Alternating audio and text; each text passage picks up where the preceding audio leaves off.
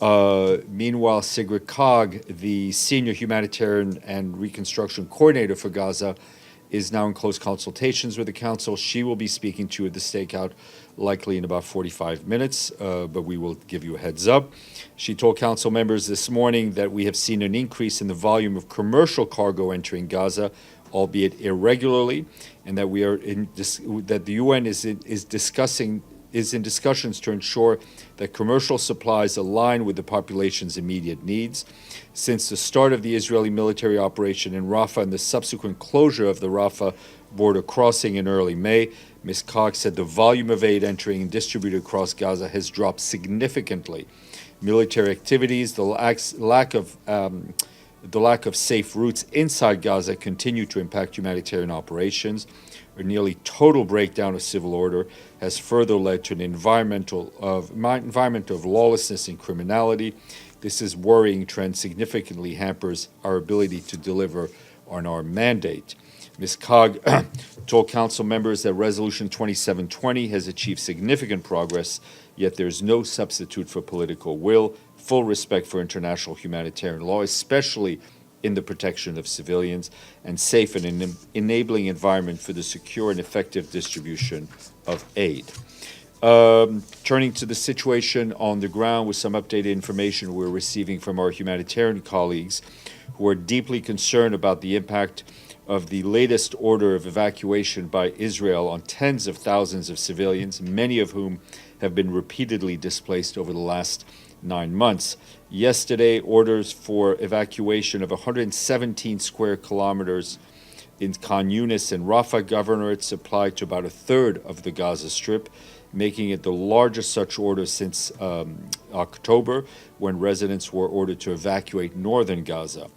OCHA underscores that an evacuation of such a massive scale will only heighten the suffering of civilians and drive humanitarian needs even higher. People are left with the impossible choice of having to relocate, some most likely for the second or even the third time, to areas that have barely any space or services, or stay in an area where they know the fighting will take place. Initial estimates by UNRWA indicates that nearly 250,000 people may have resided in the areas that are subject to the evacuation at the time the order was given. New evacuation order affects over 90 school buildings, many of which host displaced families, 4 medical points, and the European Gaza hospital area. The World Health Organization said that yesterday 70 patients had reportedly self-evacuated along with medical staff, with more patients having evacuated this morning. WHO's representative in the area, Peppercorn, said earlier today that only 3 patients remained at the European Gaza hospital and 3 in the ICRC field hospital.